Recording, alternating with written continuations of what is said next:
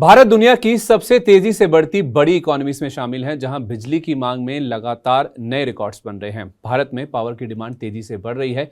मई 2026 में पावर की मांग में 11% की ग्रोथ दर्ज की गई है। सरकार का अनुमान है कि अगले कुछ वर्षों में देश की बिजली खपत में मजबूत ग्रोथ बनी रहेगी। बढ़ती इंडस्ट्रियलाइजेशन, एयर कंडीशनर और इलेक्ट्रिक वाहनों के इस्तेमाल के साथ साथ डेटा सेंटर्स की बढ़ती संख्या इस मांग को और आगे ले जा रही है।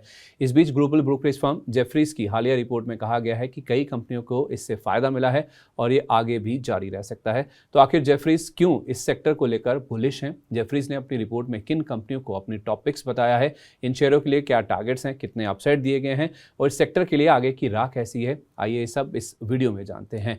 तो जेफरीज की रिपोर्ट के अनुसार देश में बिजली की मांग में उम्मीद से ज्यादा बढ़ोतरी हो रही है। मई 2026 में बिजली की मांग में सालाना आधार पर 11% की शानदार बढ़त दर्ज की गई है। जेफरीज का मानना है कि ये केवल एक सिक्लिकल अपस्विंग नहीं है, बल्कि लंबी अवधि का स्ट्रक्चरल ग्रोथ ट्रेंड है। साथ ही पावर डिस्ट्रीब्यूशन कंपनियों यानी डिस्कॉम्स की वित्तीय स्थिति में सुधार और बुनियादी ढांचे के विस्तार ने इस सेक्टर में निवेश के बड़े अवसर खोल दिए हैं। इसी वजह से ब्रोकरेज ने पावर सेक्टर की कई कंपनियों पर पॉजिटिव व्यू दिया है। जेफरीज ने JSW energy, Adani energy solutions यानी एईएसएल और एनटीपीसी को अपनी टॉप पिक्स में शामिल किया है।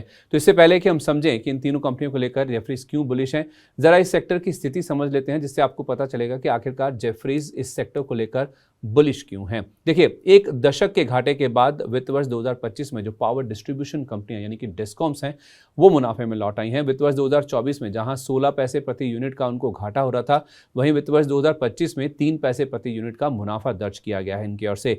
इसका मुख्य कारण निजी डिस्कॉम्स के मुनाफे में करीब 3.5 गुना की ग्रोथ और सरकारी डिस्कॉम्स के घाटे में 70% की कमी आना है। अब बात करते हैं टॉप पिक्स की, जिसमें पहला नाम है एनटीपीसी का।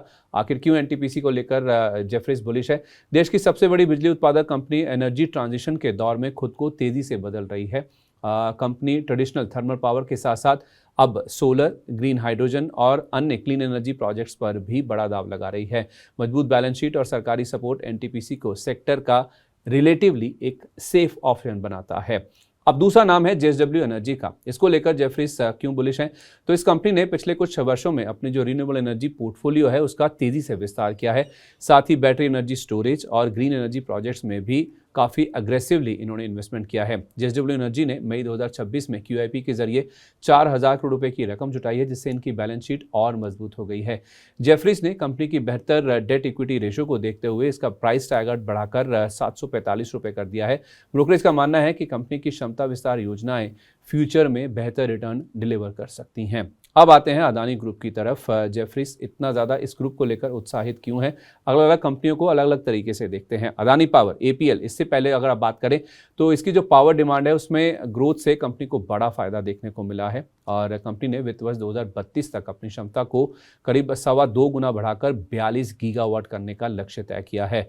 अदानी ग्रीन एनर्जी दूसरी कंपनी है इस ग्रुप की, जिसको लेकर जेफरीज बुलिश है। उनका मानना है कि कंपनी 2030 तक 50 गीगावाट क्षमता हासिल करने की राह पर है, यानी कि ऑन ट्रैक है। तीसरा नाम है अदानी एनर्जी सॉल्यूशंस, जो कि टॉप पिक्स में भी शामिल है।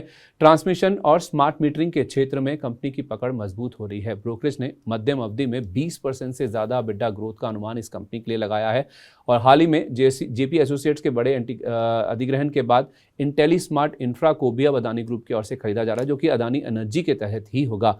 इंटेली स्मार्ट इंफ्रा का 100% हिस्सा 3050 करोड़ रुपए में खरीदा जाएगा। इस डील से कंपनी का स्मार्ट मीटरिंग पोर्टफोलियो यानी कि अदानी एनर्जी का जो स्मार्ट मीटरिंग पोर्टफोलियो है वो बढ़कर 4.7 करोड़ मीटर तक पहुंच जाएगा और FY25 में देखें तो 621.3 करोड़ रुपए का इंटेली स्मार्ट का टर्नओवर था, जो कि अदानी एनर्जी में जाकर शामिल होता हुआ नजर आएगा। अगर आप कंसोलिडेटेड जेफरीज की टॉप पिक्स की बात करेंगे तो उसमें आपको जेएसडब्ल्यू एनर्जी सबसे ऊपर नजर आएगा, जिसमें 745 रुपए का टारगेट और 30% का अपसाइड है। इतने ही अपसाइड के साथ एनटीपीसी पर 470 रुपए का टारगेट दिया गया और 22% का अपसाइड अदानी एनर्जी में, जो कि तीसरी टॉप पिक है, उसमें दिया गया है 1905 रुपए के लक्ष्य के साथ। इसके साथ साथ अदानी पावर पर भी जेफरीज बुलिश है। 270 रुपए का लक्ष्य, 20% का अपसाइड और अदानी ग्रीन एनर्जी 1730 रुपए का टारगेट, 16% की अपसाइड इस स्टॉक में भी देखने को मिल सकती है। तो अब पावर सेक्टर का आउटलुक किस तरह का है? पाइपलाइन किस तरह की है वो भी आपको बता देते हैं। इस रिपोर्ट में कहा गया है कि ट्रांसमिशन सेक्टर में बिडिंग पाइपलाइन काफ़ी मजबूत है। वित्त वर्ष 2025 के अंत में जहां ये 540 अरब रुपए पर थी, वहीं इसके अब बढ़कर 1.5 ट्रिलियन यानी कि 1.5 लाख करोड़ रुपए होने की उम्मीद जताई गई है।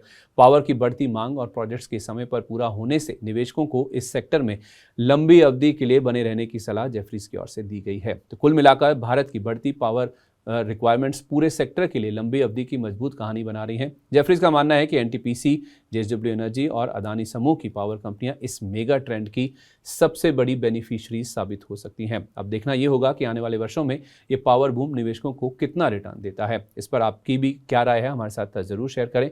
वीडियो पसंद आया हो तो लाइक शेयर करें और मनी9 के यूट्यूब चैनल को सब्सक्राइब भी जरूर करें। इस वीडियो में आज के लिए बस इतना ही। आपसे इजाजत ले रहा हूँ। नमस्कार।